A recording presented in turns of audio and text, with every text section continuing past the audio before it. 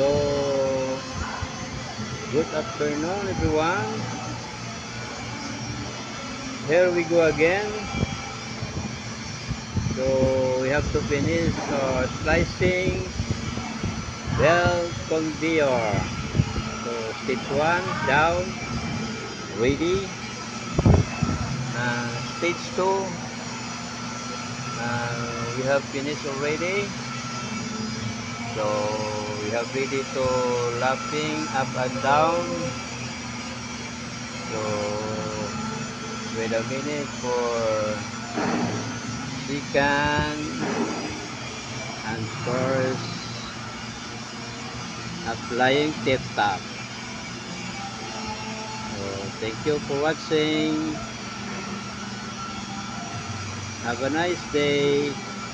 God bless you all.